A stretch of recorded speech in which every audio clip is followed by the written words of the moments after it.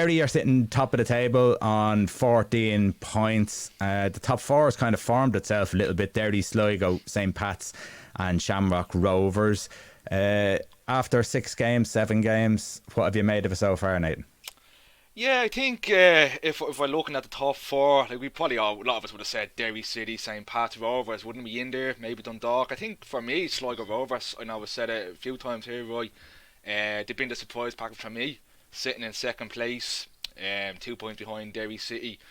It was probably disappointed to come out with Tally with a draw. You know, it's been 2-0 up, but if you look at the second half performance, now Graham, you could probably back up on this. It was all Shamrock Rovers really with that one. So yeah, if I was looking at the title push, I think Sligo would be the one for me. Just more so considering the squad that was coming into the season. I think the squad deteriorated compared to last year. So you're losing John Matton and Johnny Kenny was always going to be big to replace. In fairness, this guy that he have, Nando, I'm not even going to attempt to butcher the guy's second name. Sorry about that. He came from New Zealand. Dear good man, Graham. That's why you're the professional and I'm not. Fair play. I made a balls of that in the first half. I just as soon as I seen the sign, I said that was it. It's Nando. Yeah, it's Nando. I can pronounce that for you. Yeah. Good man. I bet I get that down. So yeah, they've been a surprise for me, lads. I have to say in the title chase. Whether they can sustain it or not, I'm not too sure. I don't think overall the squad quality is there. You can even see Ed McGinty went down with an illness. He was out for 2 games, even though Richard Bush came in and done a good job. Yeah, I think that they will be lacking in depth when it comes into the European runs and things like that. Yeah, Graham, when you look at the likes of Dundalk and Bows, I can't even say sitting in mid-table because they're not too far off the bottom couple. There's a bit of a gap there between. What's Bo's problem? Is it just a constant change in the dressing room every year? It can't help. Keith Long, I think, is there now 8 years. They haven't won a trophy, but you couldn't really put that down to him because the team has changed so much every year. Yeah, it like you said, it's hard to build consistency and continuity when all your best players every year go out the door. And then as a player, if you're sitting in that dressing room as one of the players who thinks, you know what, I'm a good player as well, and they're all going, your eye then goes, I need to go, and it's not because it's not a selfish thing, but it's like, and in fairness, full credit to Dawson Devoy because he stayed when he probably had a chance to go. And he's thinking, right, I'll wait here, but it's when you're constantly seeing quality leave. You're like, well, hold on, what are we doing here? What are we building? What are we trying to do? Are we trying to be successful, or are these just going to keep going? And that can lead to a little bit of unrest as well. I watched them against Rovers last week, and in the game, and I didn't think they were great in the game at all. I actually said I was talking to Stephen afterwards, and Rovers probably weren't at their best neither, but they won 1-0 and they won comfortably. And I was thinking, Bowes didn't really lay a glove on them, and was they played sort of a 3 up top with 2 really wide wingers and 1 lad up front. And I think it was Cassidy that played up front because Promise Omicher was suspended, and they just lacked a lot of support to him. And I thought, you're going to play 1 up front, but with wingers that wide, you probably need 2 attacking midfielders that are going to run through them gaps. You didn't have Anton going in behind. I think they got in behind once and they were looking for a penalty, but I think they're giving away goals as well. I think they look a bit sloppy defensively at times. Like the one shining light is Promise Omicher, and if you don't get him fired, and I know he scored 3 goals this season, but they're putting a lot on him. I do think Liam Bort and Ali Coote, if they play, make a difference, but again, they're just losing too many players every year, and it's just a hard one to then build momentum going into next season. Normally, when you have a good season, you add somebody, you add 1 or 2, and the ones that aren't playing are maybe unhappy. They're the ones that leave, and you add quality because you go, right, we're going again. It's the opposite with Bows, and it's very hard then for them to get momentum to build up into next season where you're nearly dreading going into the year instead of looking forward to it. I was looking there before we came on. They've only kept 1 clean sheet in the last 18 league games, which is crazy to think from a Bows side. And I do agree with you. From what I've seen of the Dublin derby, they missed Promise big time up top. They really, really did. And as well, someone that there's a bit of pressure on this season for them is probably Stephen Mallon, isn't it? He was extremely unlucky last season with injury, and they'd be looking at the likes of Stephen to come in and they fill up the goal gap that the likes of Ross Tierney and Georgie Kelly left. Yeah, they need goals from midfield here because, like you said, Promise has scored a lot of goals, and like Ali Coote needs to chip in with them. He was playing off the front against Rovers. Liam Bort did chip in with a few, so they do need goals from other areas, but I just don't know where they're going to come from. Stevie Mallon done well, and he has moments in the game where you think, oh, he's really good. But they played him as an out-and-out left winger against. And when you're up against, I think he was up against Sean Hoare, you're not running Sean Hoare. So now on the outside, so now you have to move him to try and get him into the game. He drifted, does little bits of moments, but there's not enough goal threat then. So he does need to. I know he scored a good goal against St. Pat's, but he does need to maybe. That was a mistake, a really bad mistake from the fullback Scott. But he does need to maybe chip in with more goals, but even more assists as well. So, I actually thought they started the season all right, and now they've just dipped a little bit now. Yeah.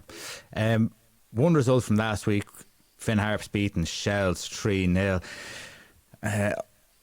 Over the last couple of times that Finn Harps have won by more than 3 goals, that team was relegated, and this is probably not a good thing for Shelbourne, but there's a lot of quality in the Shelbourne side, and when you look at UCD, Finn Harps, Drogheda and Shelbourne, you think, right, there's going to be a little bit of a battle here.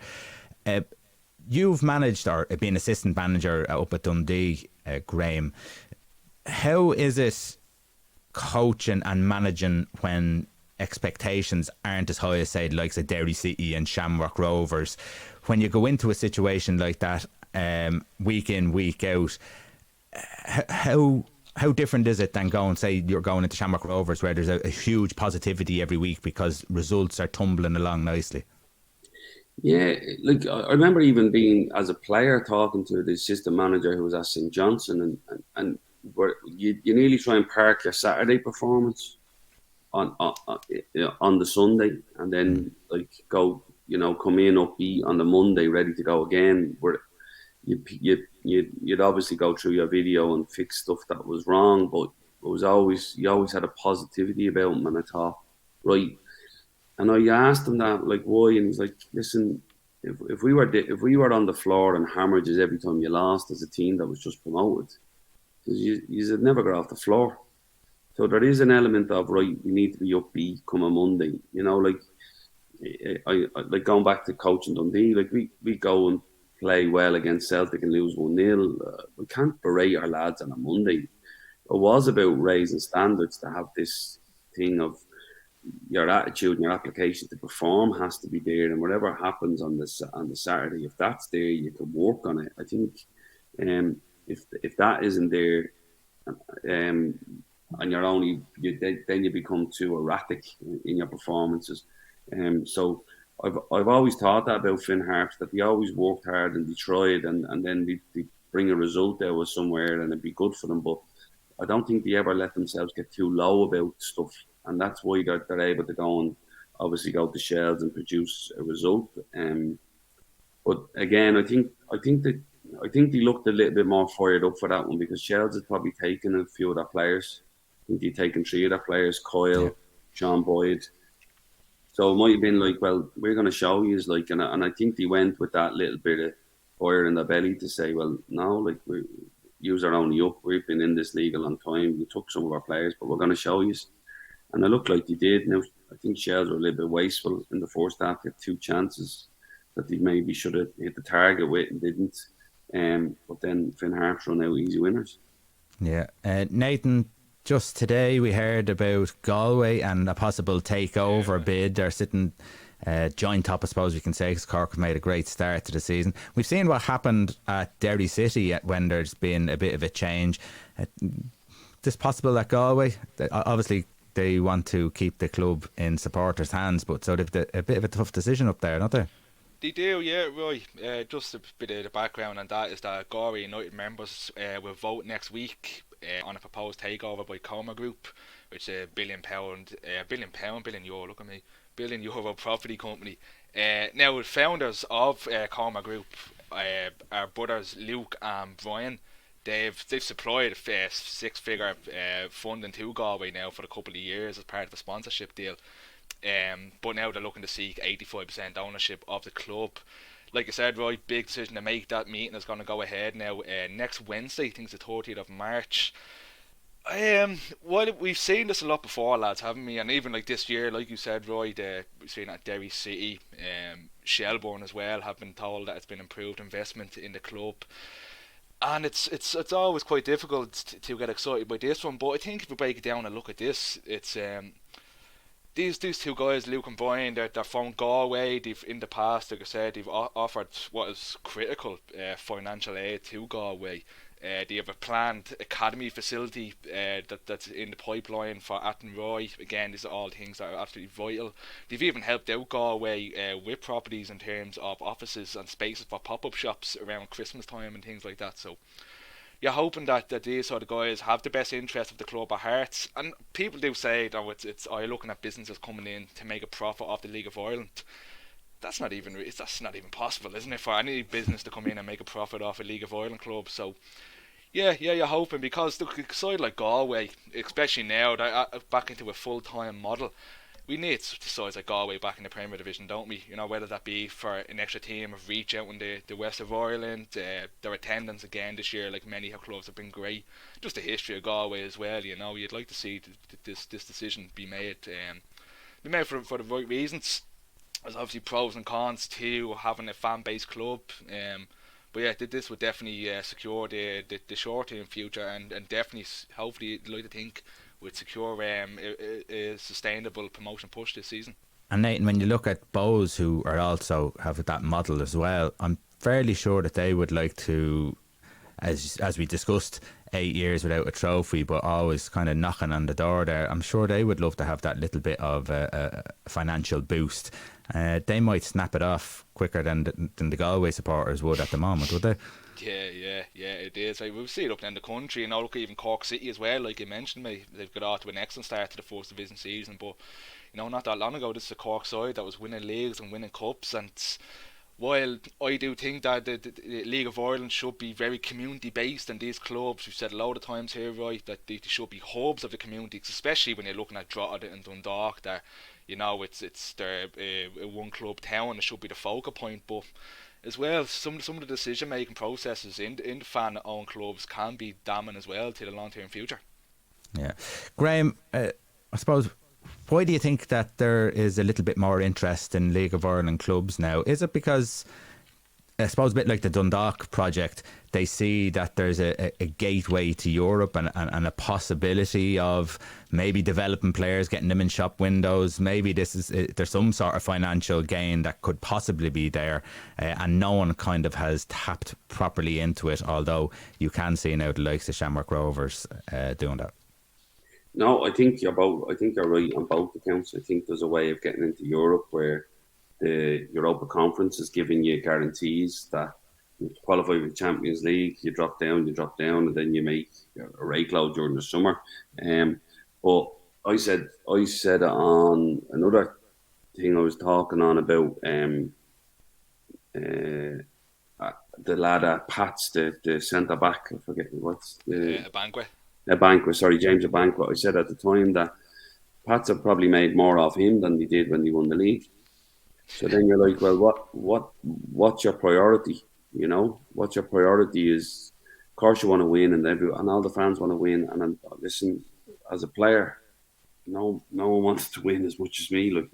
You know, every player is the same. You want to win, you want to be part of a winning team, you want the fans, you want to enjoy it. But if you're selling a player a year for 250 grand or 300 grand or 400 grand, if you're selling them players, you're making more money than you would if you were successful every season. So then you're right in both counts, is that. But if you're putting younger players in and they're really high level and they're going to get moves, they're going to bring you to success at some stage. And then all of a sudden you might sell them. But during that time, you might qualify for Europe. So all of it is building towards more financial gain for your club. And I think when Galway look, and we played against Galway in the 14s last year in the cup final in the National League, and they beat us 2-0. They got some wonderful players coming through their academy. And if they build up their academy and build up their ground and build up their fan base, they're the only team over there in Galway. You have the pickings of everybody. So someone's gonna come through that will go and make the club money, and then they can reinvest it. So again, you look and go other clubs and go,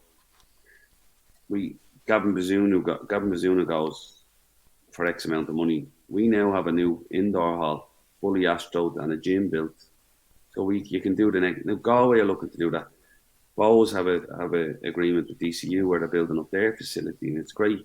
And that's why I'd love the James O'Bank money for Pats to be able to go, do you know what, we'll build an Astro and a training ground in Inchicore for their players. Yeah. So that we can produce more. So everybody's trying to produce their own, but the money that they're getting from it then can get reinvested into the club. Now, it doesn't have to be all of it, but majority of it goes, right, let's build the next player up. And you're going to get good groups, you're going to get bad groups. That's the way it goes. But as long as they're able to get a chance to play, they will go, like, you know. And that's where the clubs failed in years before, that the money went straight back into paying players and whoever else. There was no infrastructure being built. Listen, hand up, Roy. I was a benefit of that. I played them on the worst grounds in Ireland for Drogheda. We were successful every year. Oh yeah, but as a player, you're going to take the money because that's your job. We were promised the stadium. That's the reason we went. We were promised the stadium. So when Drogheda came to sign me, we were after winning 2 FAI Cups and a League Cup with Longford. We were in Europe. The Setanta just came. Drogheda came in to sign me, offered me full-time football and says, we're building a new stadium. And I was like, right, this is for me. Stadium never came. I'm embarrassed that it didn't come. But then my question is, and I see this with Stephen as well, Stephen Kenny, they were all at Dundalk on an unparalleled success at Dundalk, like 5 league titles in 6 years, FA Cups, European runs, qualification. The ground is still one of the worst in Ireland. Yeah. We still don't have a facility that can look after kids. So where did that finances go? And all the while, and this isn't me with my Rovers hat on, because I probably wasn't at Rovers at the time, they're pointing at Rovers going, what are you doing? And they're building their academy. But they couldn't invest in the team. But now and that's the bit that I think people forget. And even, that's not me being controversial about Stephen, because I heard Stephen Kenny saying, oh, we need to build up facilities. He had a chance to build facilities as well. Yeah. You know what I mean? And he was in charge.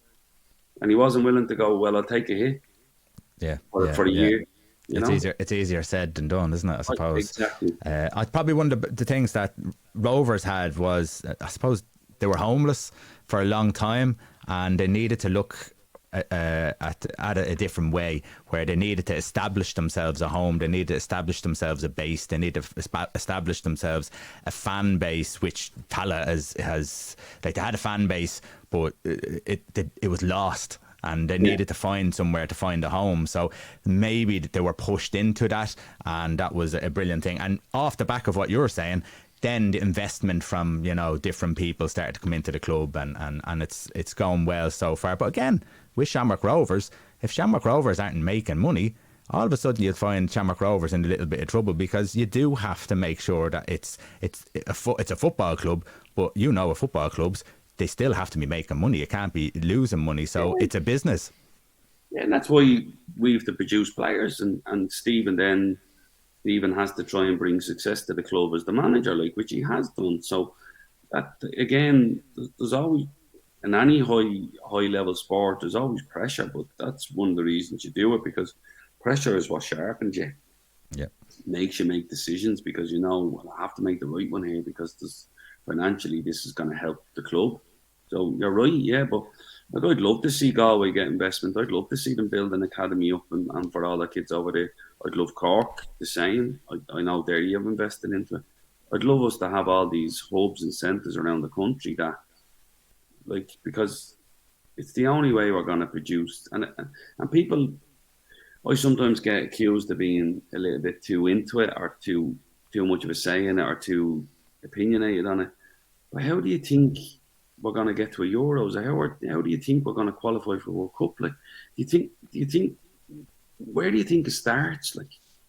You know what I mean? Where that's the bit I'm going. We have to go through this process to start this. Yeah. And if you Do you don't feel the signs are there though? Because if you look at the interest that's coming from outside of England, if you want to put it that way, mainland Europe, maybe Brexit has helped us hugely here. It's sort of opened up the possibilities where our players now may go away, as you see, over to Italy and Spain. They learn a different type of football, and it might benefit us all. I was looking at a stat here. Looking at the recent FAI men's underage squads from under 21.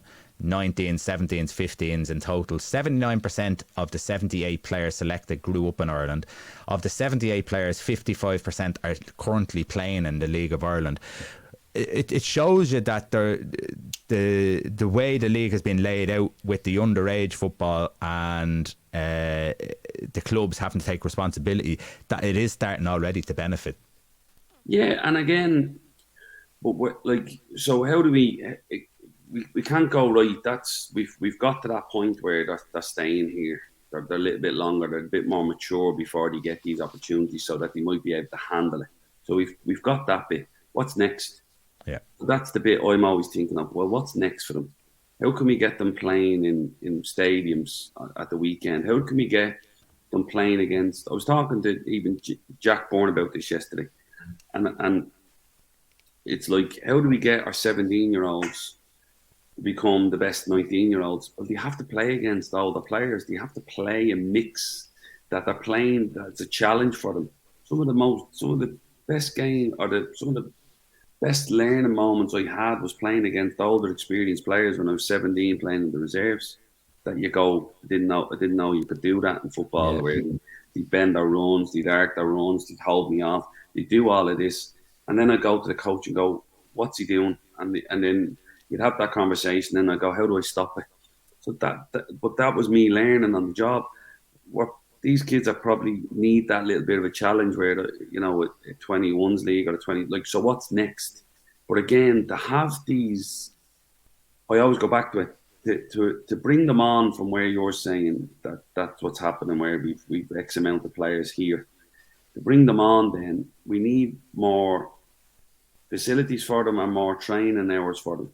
So how do we increase their training hours? How do we get where our 16-year-olds are training every morning, and they're able to go to school in the evening, and they're on £100 a week, and we're able to say, you know what, we can match any team's hours in Europe for training. Well, this is something I was going to say. Just that you took it off the top of my tongue. That's the bit that's the next level. Right? We seen over in England where we would have lads being sent across the water. They'd be going over in trials, and then when they tried to train and compete with the players over there, those players over there are 20 hours a week they're getting in training in, where our lads are struggling to make 10. And that's at best, doing their own work and all. So they're already losing when they're going across. So it's only the very few, which we have seen, that are making it. So how can we get our players up to that kind of a level? And I suppose exactly what you're saying. Investment, this comes from the Galway conversation, investment is the big thing, isn't it? And turn around and have a pool and go, right, well, we've provided the facility. Each club gets a grant, but the grant has to go to 16, 17, 18-year-olds that you feel should train full-time. Yeah. There you go. But now, where do you put them? So, and this is where we looked at this before, a third tier in the League of Ireland that opens up to other counties around the country. Like obviously you see the likes of Kerry and stuff like that. There's good footballers in these places. They need something to be able to look up at and be a focal point there. Yeah, look how big Kildare's got because of obviously the overspill.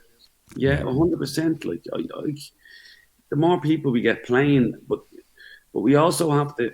Like, I love the fact that we want to encourage everybody to play, and I think that's massive. In that there's a big encouragement, big uplift. We're all more interested in the game, but eventually it comes to the point when the elite, when the top players want to be top players, they have to play against each other, and there has to be that, not ruthlessness, but you go, right, what do you want from this? And we're trying.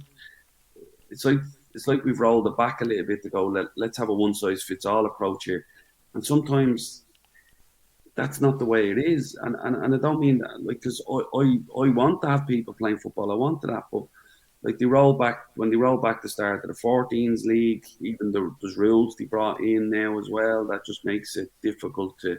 You're constantly looking at your clock, watching the games.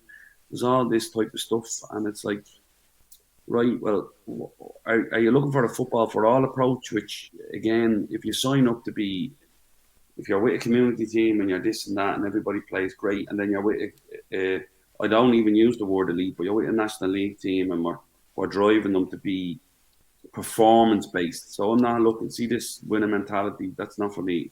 Performance mentality.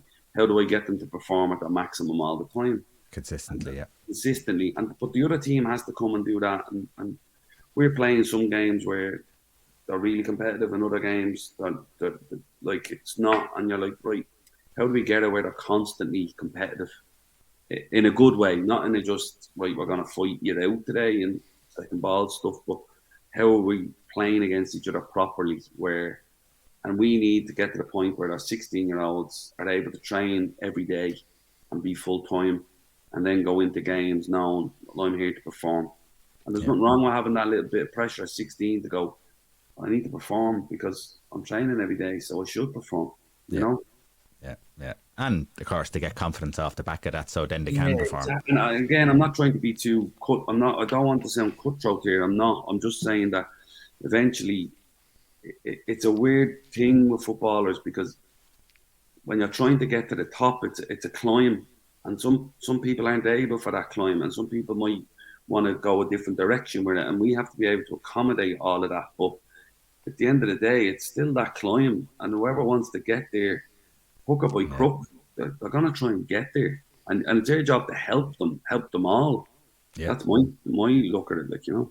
Yeah, 100%. Nathan, we'll just move on quickly to the Ireland setup. They're playing Belgium and Lithuania this week. What did you make of the squad? I suppose with these friendly games, where we're sort of just building up to the next the European Championship qualifiers, and probably more soon the Nations League. I suppose with the Belgian game on the Saturday's a big one, isn't it? 5 o'clock kick off at the Behaviour. Expected to be a good crowd there. There's been a lot made, I suppose, just before I jump into the Ireland squad, of the Belgium squad. You know, like I said, now De Bruyne, Lukaku, Hazard, big name players. But look, they still have like Yuri Tillemans, an excellent player. Origi's in there, then Donker, Venakan, a guy who's seen him play for Club Brugge, and time he's seen him play, he's been absolutely excellent. Even Torgan Hazard as well, that's in the Belgium squad, has been brilliant at Dortmund. So I suppose that in a little weird way that goes back to the point is I'm making previously about the love and the time that goes into the coaching over in these European countries, you know, like the Belgians, like the Hollands, that we're looking at what's supposed to be a B team or second string Belgium side, and you're chock full of talent there, which there's quite a handful of them playing in the top European leagues. So yeah, it really would say a lot. I think if you're looking for more, if you're looking at the Belgian game, I'm more just looking for a continue of the evolution of what we've seen, because like, you know, we've unbeaten, I think, in the last 6 games, coming off a 3-0 win against Luxembourg, a 0-0 draw against Portugal, and a 4-0 win against Qatar, albeit in a friendly. So I think it's time now that these defeats to Luxembourg and Finland and draw to Azerbaijan keep coming up, and I think it's time to put them in the rearview mirror, because under Stephen Kenny, I don't know about you, Graham, actually, I'd like to get your opinion on this one. I think he was well justified to get a contract extension until the end of the 2024 campaign. Yeah, like I said here, I thought he steadily improved. I was worried at the start. I thought they were very open. One of the things, like, 2 things can't, like, so just because we wanted to play an open style of football on the ball didn't mean we had to be defensively naive without it. I don't think they're mutually exclusive. Like, so that was one of the comments I made earlier. Going, of course, I'm happy that we're playing better football than people said previously, but I also thought we were very open, and I thought that's the bit that's I've seen an improvement in, because we're playing good football still, but I think defensively we look a little bit more solid. I think we're getting more numbers back. I think we're defending centrally a lot more. I was worried about how open our midfield were when we were playing with them with a 3-4-3, and I thought, I don't know if we have the legs from our midfield to cover that area in front of the back three, and I think they were problems that it looks like they've rectified. So yeah, like I looked at it a couple of ways with Steve, and I thought, well, you know, no one else is going to take him. In terms of no big club in the UK is going to come in and take Stephen and say, right, well, you know, so there probably wasn't a risk in losing him. So that's why they were able to sit and wait and go, right, we'll make the decision. But that doesn't mean he doesn't deserve his new contract. I think he's done a really, really good job. I think what he's done is he's brought a spirit and a togetherness back to the camp that and a connection with the fans that has probably been missing as well. And that's where you go, right, well, he's managed to do all that especially in the last 6 months. An interesting one about Belgium, if I have time to tell this. Yeah. A friend of mine was over there on a coaching course and the Belgium FA were doing it with Anderlecht. And Anderlecht and the head of the Belgian FA came out and was talking about Martinez and company.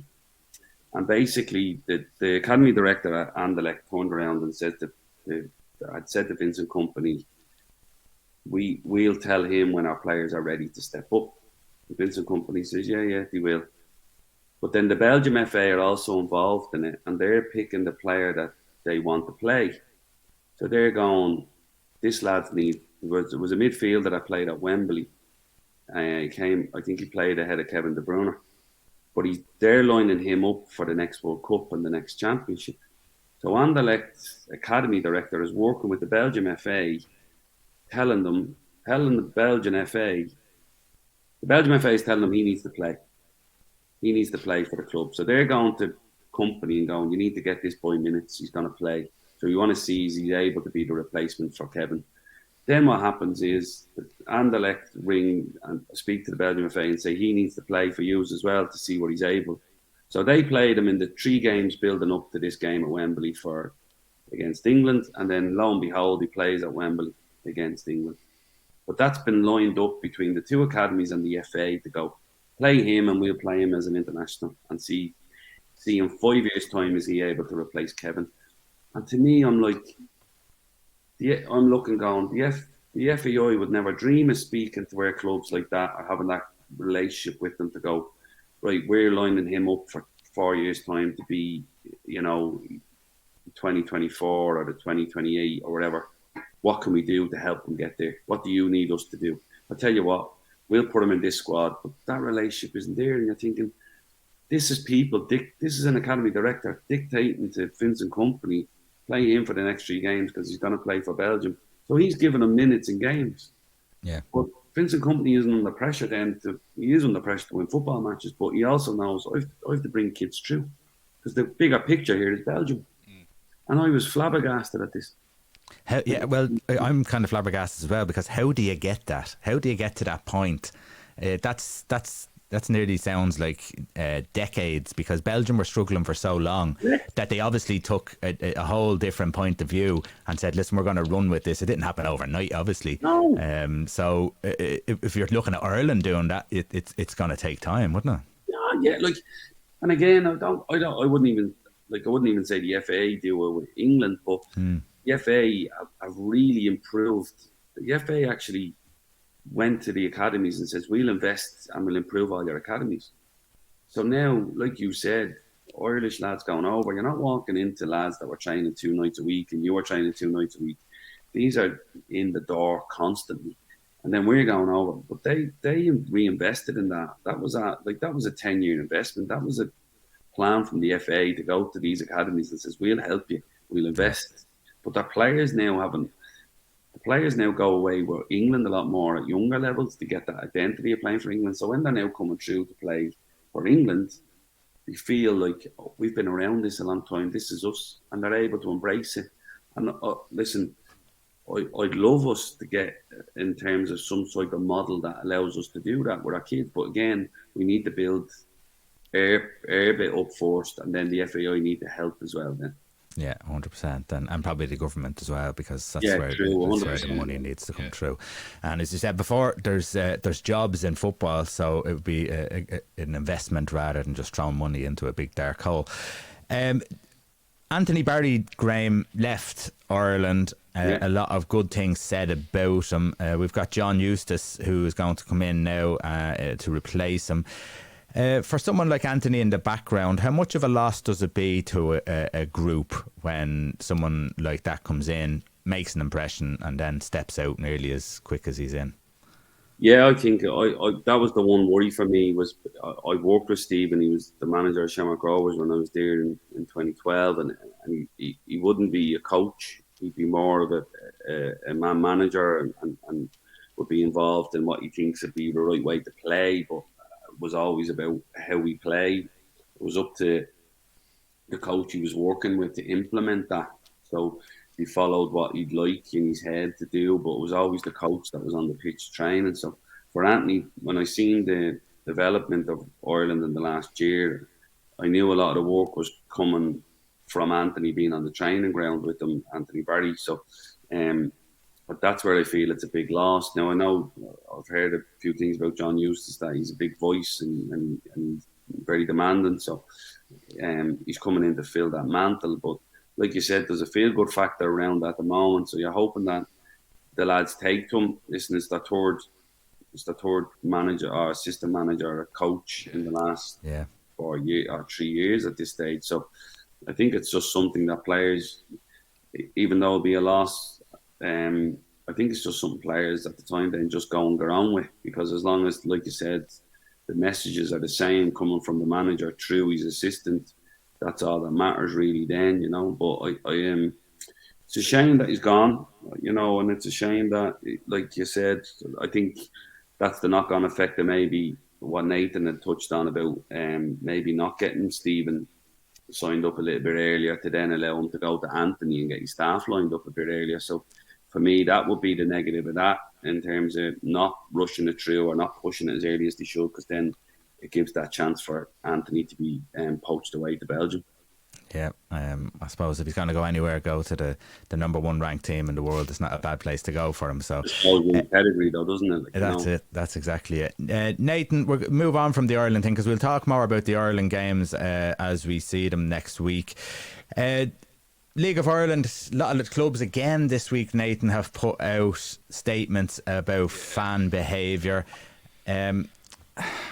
Where do League of Ireland clubs go? How do they stamp out this before it becomes a real problem? I know, mate. It's a shame we even to talk about it, isn't it? Because the league there's been a lot of positives coming out. We said it, you know, with attendance and standard of football, albeit a couple of iffy defensive moments here and there.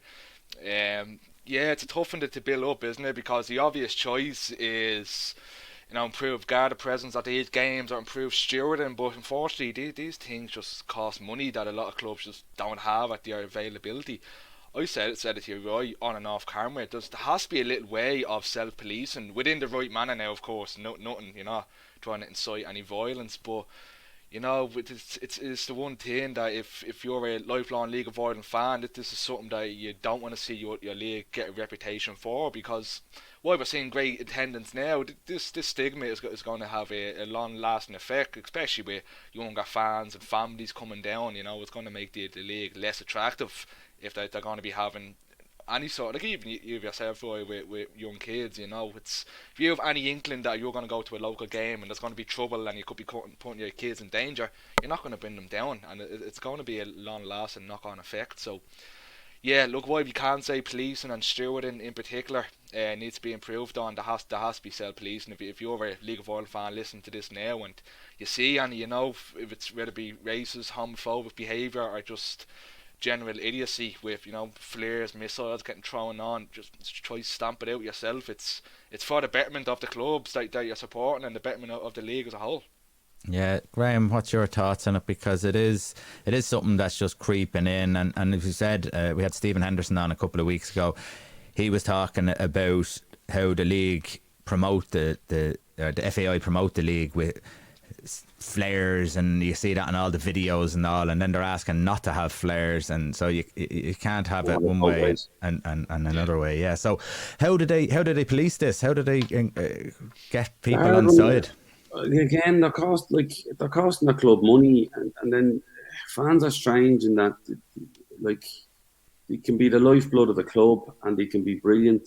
And then on one hand, and then on the other hand, you're thinking you're taking away so much from the club you're actually meant to love here, because they need extra police and they need extra stewards, and then you'll complain that they didn't pay extra money to keep a player that, you know, left at the end of the year, or why didn't we go and get him?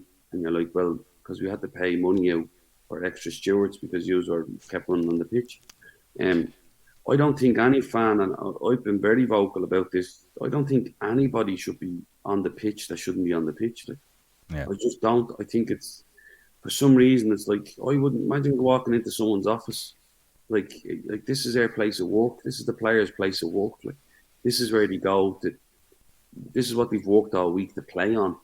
And then you just walk on thinking, no, like, it wouldn't happen. And then you'd like, imagine me walking into your thing and pushing over your mic. You'd be like, what are you doing? You know, it's like, there's no, and it's like all common sense goes out the window, because they're like, oh no, we want to look a certain way. And I think that needs to change. Is that it's not a good thing, but how do you stop it? I genuinely don't know. It's one of the one things I was thinking about the other day, going, you do need more stewards, you need more deterrence. That's the biggest thing. But if you come out and say, right, we're fined, and then you go, right, like, or how you spot them on camera and you go after them and you say, right, well, we've been fined, but we're gonna issue you fines so you can help pay it. I don't know. Like, Yeah, but I genuinely struggle with it, because I don't know what the obsession is with running onto football pitches. You're here to watch the game. Like, yeah, you know? and again, I was looking. There's loads of games, but there was a game, a Derry City game the other day, where there was a corner kick being taken, and one of the fans threw a bottle on at I can't remember who Derry were playing. It was probably St. Pat's, actually. Sorry, and the stewards. The video showed the stewards just looked at the bottle coming down, looked at it, and didn't do anything. And you're kind of thinking, okay, so they're not even discouraging it. So you need to discourage it. But in fairness, there was a lot of people in the crowd who were discouraging it. So maybe that's the self-police you're talking about. That's People what need to. I've been at. I was in the South Stand for a game for Rovers when the night we won the league, and the lad threw a flare out. And I think he just threw it because it was coming to the end, and it ended up going underneath the fella's seat. And the fella who threw it, the fans marched him out. Yeah. The fans went, not having that here, you know. Yeah. And I thought, fair play. And then again, shouldn't have done it, but that's the bit that you don't see, and that's not me. Like, every fan, like, there's element of every fan group, not just Rovers, Pats, there. Does every fan group. The pictures in Dundalk or Drogheda were disgraceful. Like, you know, they shouldn't have gone out. Like, it allowed Derby live on RTE, and then you get this. Like, it just shouldn't happen. Like, and I don't know when that game got like that, because I played in loads of them, and it was never got like that. You know, is it because, like, we're getting increased attendances now?